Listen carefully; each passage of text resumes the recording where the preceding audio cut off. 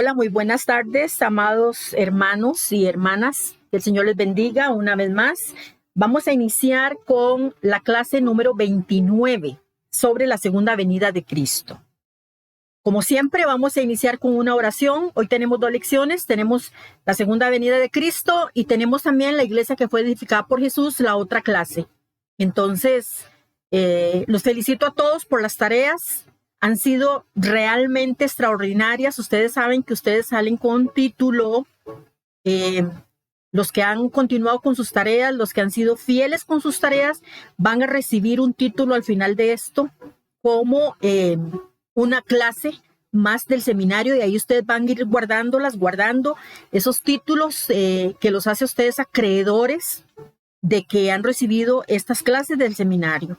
Entonces, es una gran bendición para ustedes y para mí, como su profesora, poderles enseñar estas clases. Vamos a iniciar con una oración y arrancamos inmediatamente con la clase. Padre bendito, alabamos tu nombre, Señor, en esta hora. Te damos toda honra, toda gloria y todo honor. Tú eres bueno, Señor, y tu misericordia es para siempre. Te alabamos, Señor, y te glorificamos porque podemos darnos cuenta de todas las cosas que tú haces para nosotros, para nuestro bienestar. Gracias, Señor, por este grupo de hermanos y de hermanas que tienen esta tremenda disposición por aprender, Señor, que tienen este deseo grande de aprender, de seguir adelante, de hablar la palabra con verdad, sin dudas, de hablar lo que es correcto, Señor. Y yo te alabo y te bendigo porque esta clase de escatología, Señor, que ellos están llevando es una clase muy bella. Es muy, muy bella, Señor. Y la otra clase doctrinal también, Señor. Alabo tu nombre por el interés que ellos han mostrado, por su fidelidad y porque este grupo, Señor, en el cual vamos viendo cómo ellos van avanzando. Yo voy viendo, Señor, en el WhatsApp cómo ellos avanzan y cómo ellos tienen el deseo. Gracias, Señor, por esto.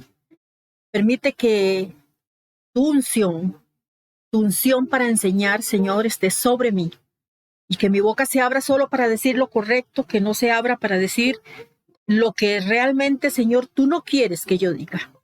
Guarda mi boca, Señor, te lo pido. En el nombre que es sobre todo nombre, en Cristo Jesús. Amén. Ok, el consejo. Vamos a ver el consejo que el Señor daba a su iglesia. Y es algo muy importante porque recuerden ustedes que el consejo que el Señor da es un consejo que nosotros tenemos que tener para nosotros también. Este consejo el Señor se lo está dando a la iglesia de Filadelfia. Este es un consejo para esta iglesia. ¿Por qué? Porque es la iglesia fiel. Es la iglesia que el Señor la tiene como una iglesia como prometedora. Es una iglesia que ha guardado las cosas que el Señor ha pedido de ella. Entonces, esto es lo que es la iglesia de Filadelfia. Y vemos entonces el consejo que Dios tiene para esta iglesia. Vamos a ir a Apocalipsis 3, versículos 12 y 13. Dice así: al que venciere yo le haré columna en el templo de mi Dios y nunca más saldrá de allí. Y escribiré sobre él el nombre de mi Dios y el nombre de la ciudad de mi Dios, la nueva Jerusalén, la cual desciende del cielo de mi Dios, y mi nombre nuevo. El que tiene oído, oiga lo que el Espíritu dice a las iglesias.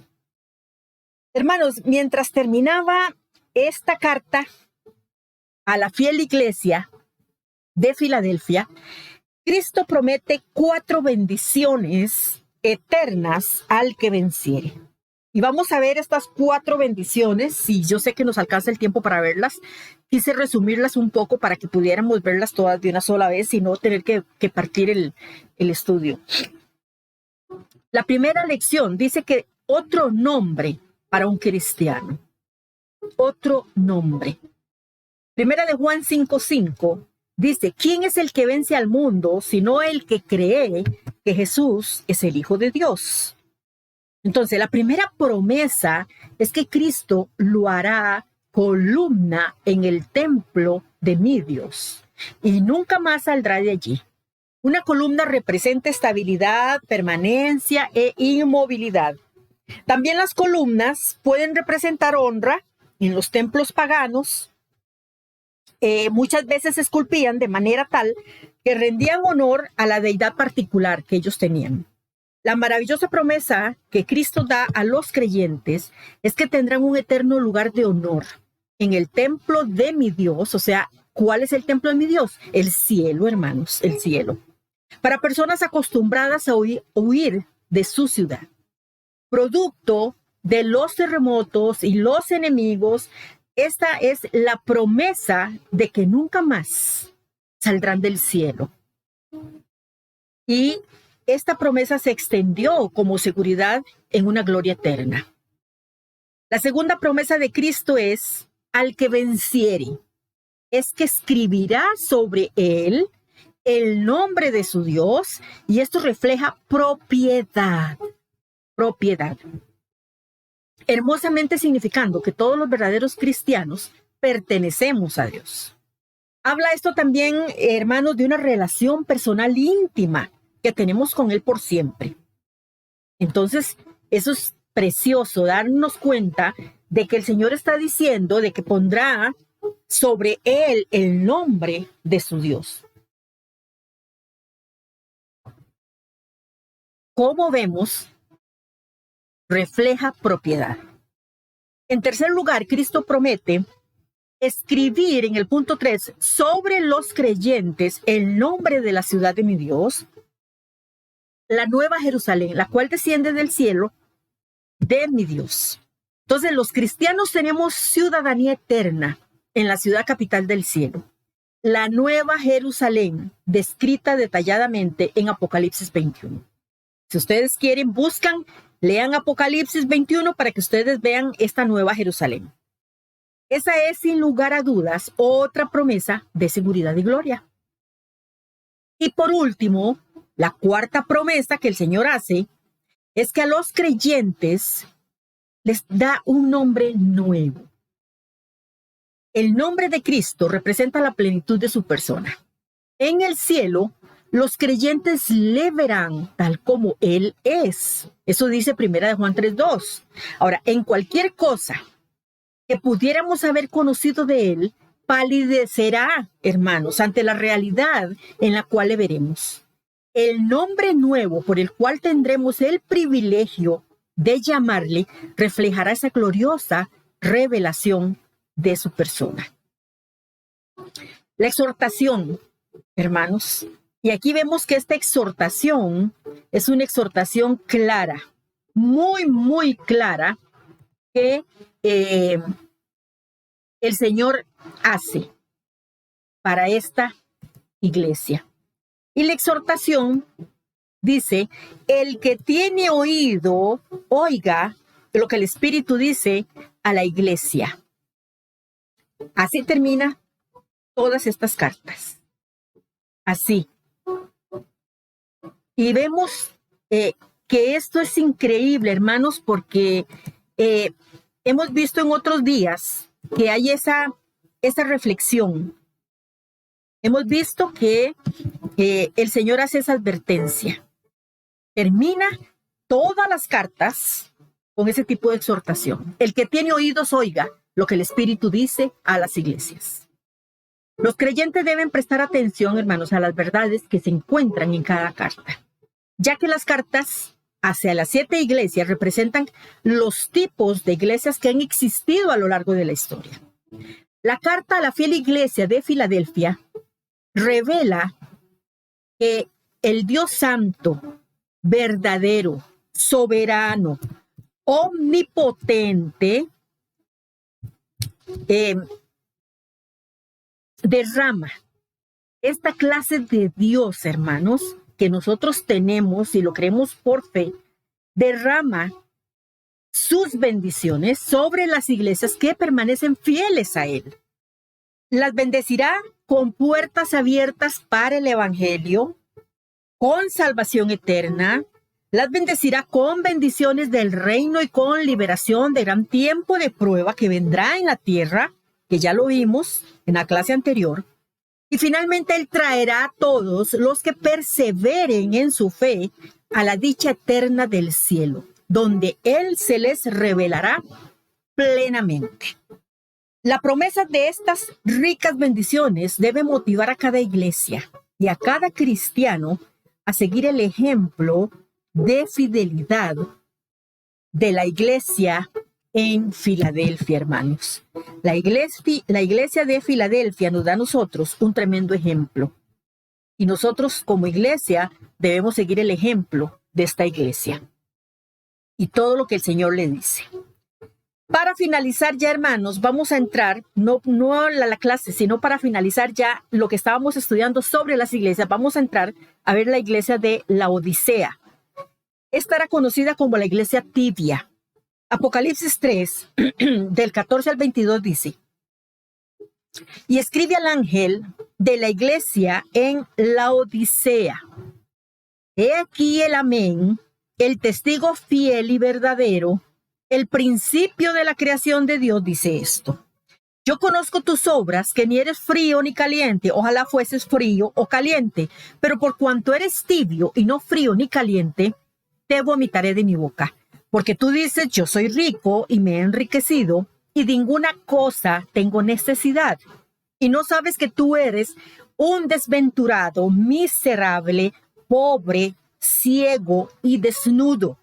Por tanto, yo te aconsejo que de mí compres oro refinado en fuego, para que seas rico, y vestiduras blancas para vestirte, y que no se descubra la vergüenza de tu desnudez. Y unge tus ojos con colirio para que veas. Yo reprendo y castigo a todos los que amo. Sé pues celoso y arrepiéntete. Y aquí yo estoy a la puerta y llamo. Si alguno oye mi voz y abre la puerta, entraré a él y cenaré con él y él conmigo. Al que venciere, le daré que se siente conmigo en mi trono, así como yo he vencido y me he sentado con mi palabra en su trono. Y me he sentado con mi Padre, no con mi palabra, perdonen ahí. Y me he sentado con mi Padre en su trono. El que tiene oído, oiga lo que el Espíritu dice a las iglesias.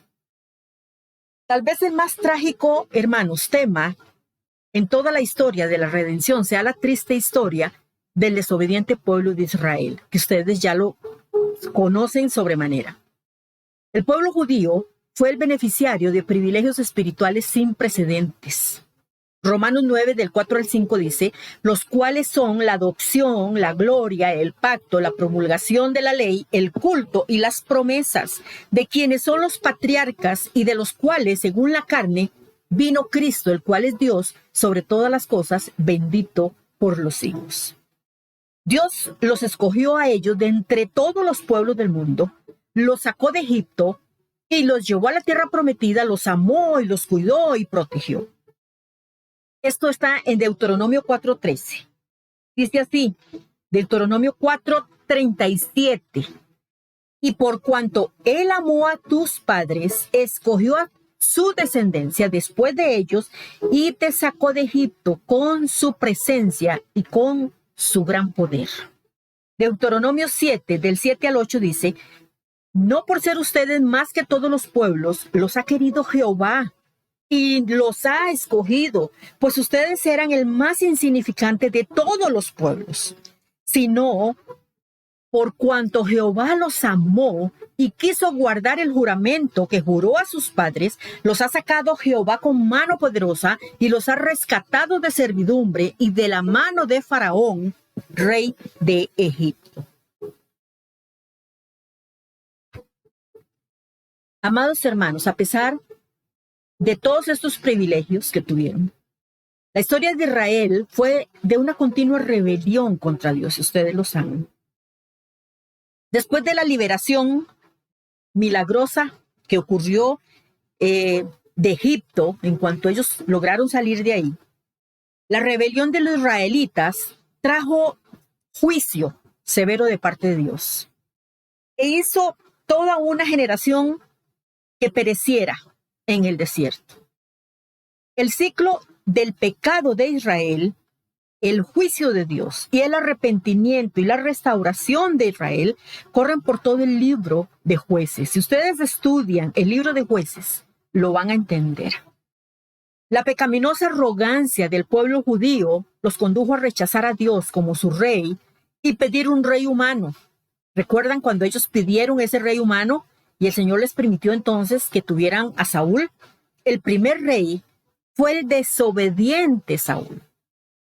Como su rey, él desobedeció. Y la nación estuvo en confusión la mayor parte de su reinado. Luego de un periodo de relativa paz y de obediencia bajo David y Salomón, Israel se dividió en dos reinos. Y se conocían como el reino del norte y el reino de Samaria. En hebreo se escribe o se pronuncia Mamlechet Israel. Mamlechet Israel. Su idioma era el hebreo antiguo y el arameo, su capital era Samaria. Y el reino de Judea era el reino del sur. Hay algo muy curioso, hermanos.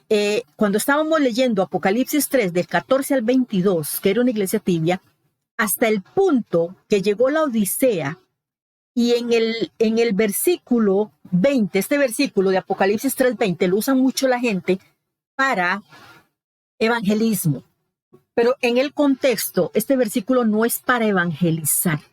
En el contexto es porque la iglesia, la Odisea, sacó a Jesucristo de la iglesia. Era tanto el pecado, tanta la aberración que ellos estaban haciendo, que como era gente inconversa, sacaron al Señor de ahí. Eran muy poquitos los que eran creyentes, contados y sobraban dedos.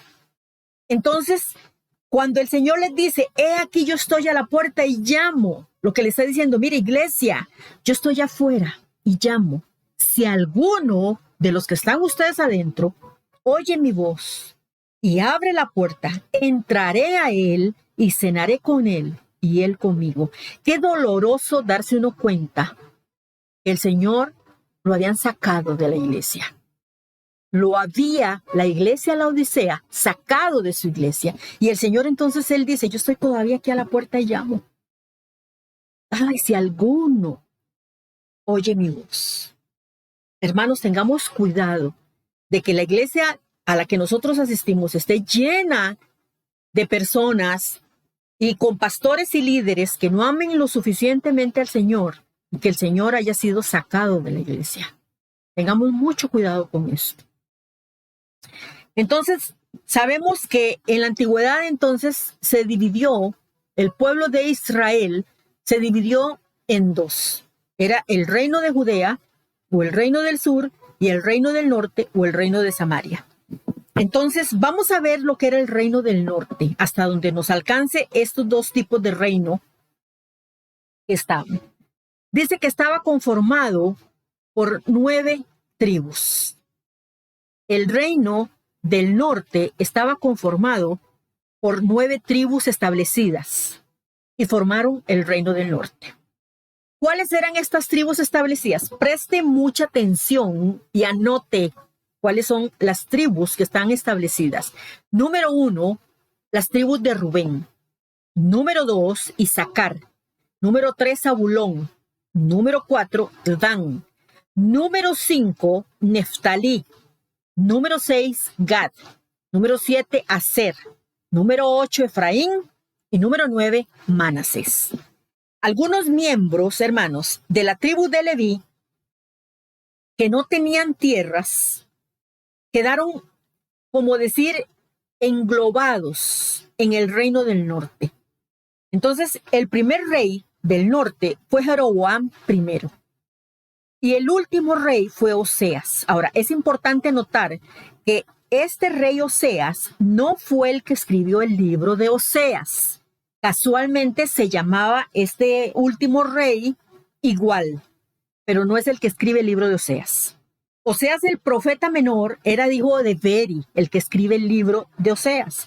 En cambio, el rey de Oseas era hijo de Elá, y reina por 9 años en las tribus del norte. En la tribu del norte reina por 9 años. Entonces, esto es para que a ustedes les quede claro de lo que es este tipo de reinado, el reinado del norte. El reino del sur estaba conformado por Judá y Benjamín, estas dos tribus, junto con la tribu sacerdotal de Leví, que permanecieron leales a Roboam y sus sucesores, miembros de la casa de David. Este reino estaba regido desde Jerusalén y ocupaba el territorio de las tierras altas del sur, conocido genéricamente como Judá o Judea, que en hebreo era Mamlechet Yahudá. Mamlechet Yahudá. Ese es el nombre en hebreo del reino del norte. Su capital era Jerusalén y su idioma era el hebreo. Tras la muerte de Salomón, las tribus del norte rechazaron a Jeroboam. Rechazaron a Roboam. Tras la muerte de Salomón, estas tribus del norte rechazaron a Roboam, hijo de Salomón, y entonces era sucesor al trono, porque ustedes se acuerdan, era sucesor al trono, y se erigieron en un reino independiente que conservó el nombre de Israel, que es este que estamos viendo, o el reino del norte, más tarde conocido como Samaria por su capital. Entonces, voy a volverles a aclarar para que ustedes no tengan confusión. En la época en que hubo un medio periodo de paz, cuando estaba el rey Saúl gobernando, Israel se dividió en dos reinos. Uno era conocido como el reino del norte o el reino de Samaria. En hebreo era Majelet Israel. Y el otro era el reino de Judea o el reino del sur. Ok, entonces estamos viendo que tras la muerte de Salomón, las tribus del norte, estamos hablando de las tribus del reino del norte, rechazaron a Roboam, hijo de Salomón. Este era sucesor al trono. Y se erigieron en un reino independiente que conservó el nombre de Israel. Esto ustedes lo están viendo, por eso es que yo antes les dije que el reino del norte se llamaba Mamlechet Israel. Se erigen entonces este nuevo nombre, conservando el nombre de Israel o reino del norte, más tarde conocido como Samaria, y era conocido como Samaria por su capital. Por eso es que fue conocido como Samaria por la capital. Entonces es importante también que ustedes eso lo tengan en cuenta. ¿Cuáles eran los reyes de Judá? O recuerden que el reino del sur era conformado por la tribu de Judá, la tribu de Benjamín, conjunto con la tribu de Leví. Entonces, ¿cuáles eran los reyes de Judá? Bueno, número 1, presten atención y anoten. Roboam reinó 17 años. Abdías, Asa, Josafat, Joram, Ocosías, Atalía, Joás, Amasías, Ocosías, Jotán, Ahaz, Ezequías, Manasés, Amón, Josías, Joacás, Joacim, Joaquín y el número 20, Sedequías. Todos los reyes del norte de Israel y la mayoría de los reyes del sur, estamos hablando de Judá, fueron hombres malvados, hermanos, que condujeron al pueblo de Israel a las horribles abominaciones de la idolatría. A través de siglos de desobediencia, rebeldía y apostasía, Dios misericordiosamente llamó a Israel a que se volviera a Él. Desde el día que sus padres salieron de la tierra de Egipto hasta hoy, Dios, mostrando un inexplicable amor y misericordia, la cual es dada no solo a Israel, sino también a nosotros, a no ser idólatras de ninguna clase, vemos cómo el Señor siempre espera en amor que su pueblo se vuelva a Él. Leamos Jeremías 7:25, lo que Dios dice. Dice, les enviaré todos los profetas, mis siervos, enviándolos desde temprano y sin cesar. ¿Por qué los enviaba? Porque él quería que se arrepintiera su pueblo y se volviera a él. Pero en vez de arrepentirse y de volverse a Dios, los israelitas también, como leemos en Jeremías 7:26, no le oyeron, ni inclinaron su oído. Hermanos, esto es lo más triste. No le oyeron, ni inclinaron su oído, sino que endurecieron su cerviz e hicieron peor que sus padres. Comparemos este pasaje con Jeremías 25:4 y dice, y envió Jehová a ustedes todos sus siervos los profetas, enviándolos desde temprano y sin cesar, pero no oyeron, ni inclinaron su oído para escuchar. Jeremías 29:19 dice, por cuanto no oyeron mis palabras, dice Jehová, que les envié por mis siervos los profetas, desde temprano y sin cesar, y no han escuchado, dice Jehová.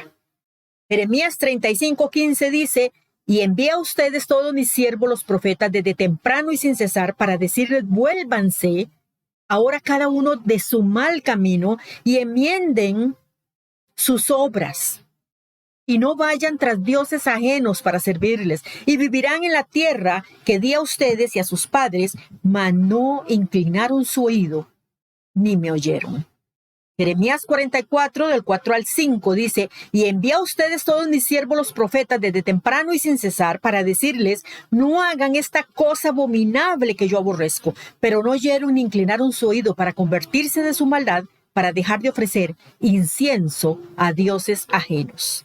Zacarías 7:12 dice, y pusieron su corazón como diamante para no oír la ley ni las palabras que Jehová de los ejércitos enviaba por su espíritu, por medio de los profetas primeros, vino por tanto gran enojo de parte de Jehová de los ejércitos.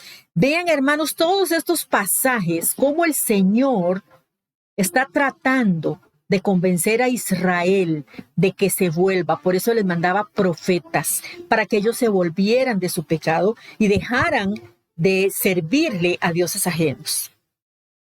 Y por último, Dios trajo entonces juicio devastador sobre su pueblo rebelde y no arrepentido, porque no estaba arrepentido. Y lo veremos en las siguientes 3 situaciones de juicio, hermanos, y prestemos atención a esto. Primero, Israel cayó ante los asirios. Vean el juicio que vino por no haber atendido la voz del Señor. Israel cayó ante los asirios. Después Judá fue llevado al cautiverio por los babilonios. Jerusalén fue destruida. Y eso lo ven en el segundo libro de Reyes 17, del 7 al 23. Nos relata la triste lista de pecados que provocó el juicio de Dios sobre su pueblo. Es bueno que ustedes lo lean en su casa con calma, porque es grande, es bastante y es importante que ustedes lo lean. Después tuvieron la apostasía de Israel que afligió el corazón de Dios. En la parábola de Isaías 5, del 1 al 9, vemos cómo el corazón de Dios le duele. Ahora cantaré por mi amado, el cantar de mi amado a su viña. Tenía mi amado una viña en una ladera fértil, la había cercado y despedregado y plantado de vides escogidas, había edificado en medio de ella una torre y hecho también en ella un lagar, y esperaba que diese uvas, y dio uvas silvestres. Ahora pues, vecinos de Jerusalén y varones de Judá, juzguen ahora entre mí y mi viña. A Israel se le describe aquí, hermanos, como una viña. Estaba bien cuidada, bien tratada, pero no obstante, no produjo las uvas que el Señor esperaba, sino que produjo uvas silvestres. En el versículo 4, el Señor dice quejumbrosamente, hermanos, ¿qué más se podía hacer a mi viña que yo no haya hecho en ella? ¿Cómo esperando yo que diese uvas, ha dado uvas silvestres? En Isaías 48:18 exclamó, oh, si hubieras atendido a mis mandamientos, fuera entonces tu paz como un río y tu justicia como las ondas del mar. Vean el dolor del Señor refiriéndose a su pueblo desobediente de Israel. El Salmo 78:40, el salmista se lamentaba y dice: ¿cuántas veces se rebelaron contra él en el desierto? Lo enojaron en el yermo. Isaías repitió ese mismo pensamiento en Isaías 63:10 y vean lo que dijo: ellos fueron rebeldes, se hicieron enojar su Santo Espíritu, por lo cual se les volvió enemigo y él mismo peleó contra ellos. En Ezequiel 6:9 dice que Dios dijo de Israel: me quebranté a causa de su corazón fornicario, que se apartó de mí, y a causa de sus ojos que fornicaron tras sus ídolos. En el Nuevo Testamento también registra el quebranto de Dios por la rebeldía de Israel. Vean lo que dice Lucas 13:34. Acercándose a Jerusalén por última vez, el Señor Jesucristo exclamó: Jerusalén, Jerusalén, que matas a los profetas y apedreas a los que te son enviados.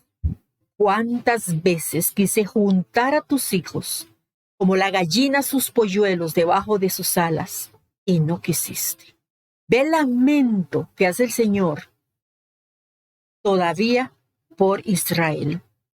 La larga historia de los judíos de insensible rechazo a la persona de Dios, a sus mandamientos, a sus mensajeros, culminó poco después, cuando clamaron por la ejecución de su Mesías. El apóstol Pablo sintió la tristeza de Dios por la incredulidad de sus compatriotas. A los romanos, él les escribe de esta forma, en Romanos 10:1 y 2, hermanos, ciertamente el anhelo de mi corazón y mi oración a Dios por Israel es para salvación. Vea lo que estaba pidiendo Pablo. Porque yo les doy testimonio de que tienen celo de Dios, pero no conforme a ciencia. En Romanos 9:2 dice: Pablo escribió de su gran tristeza y continuo dolor en su corazón por la incredulidad de Israel. Tan intensa era la tristeza de Pablo por esta incredulidad que declaró consternado que si fuera posible habría estado dispuesto a ser anatema, separado de Cristo, por amor a mis hermanos, los que son mis parientes según la carne, dice Pablo en el versículo 3. Hermanos, qué doloroso ver cómo el apóstol Pablo escribe de esa manera por la dureza del corazón de ellos. Trágicamente, hermano, la entristecedora incredulidad de Israel encuentra paralelo en la iglesia. Hay mucho paralelismo entre este Israel con la iglesia hoy en día. Hay muchos en las iglesias, incluso congregaciones enteras, hermanos, que están perdidos. Están perdidos, creen que han sido salvos y no lo son. Pudieran ser sinceros, celosos y exteriormente religiosos, porque son religiosos, pero rechazan la verdad del evangelio. Tienen toda la riqueza de la enseñanza del nuevo pacto sobre la vida, sobre la muerte y la resurrección de Cristo, que se encuentra en diferentes versiones de la Biblia, que ni creen estas personas ni obedecen. Entonces, como resultado, están condenados al igual que lo estaba el incrédulo Israel. Pablo los describió en 2 Timoteo 3:5 de la siguiente manera: tienen apariencia, dijo Pablo cuando escribió a 2 de Timoteo, la segunda carta que le escribe a Timoteo, y le dice: tienen apariencia de piedad, pero negarán la eficacia de ella. ¿Qué era la piedad? Era amar a Dios sobre todas las cosas. Eso es piedad. Una persona piadosa es que ama a Dios por encima de su familia, encima de esposo, encima de trabajo, encima de nietos, encima de lo que sea. Y deja todo por la causa de Cristo. Entonces, Pablo está diciendo, tienen apariencia de piedad, pero negarán la eficacia de ella. Y luego aconsejó sabiamente a los creyentes que evitaran a esta clase de personas, a estos hombres. Léalo ustedes ahí en 2 de Timoteo 3:5. La iglesia en la Odisea representa estas iglesias apóstatas que han existido a lo largo de la historia.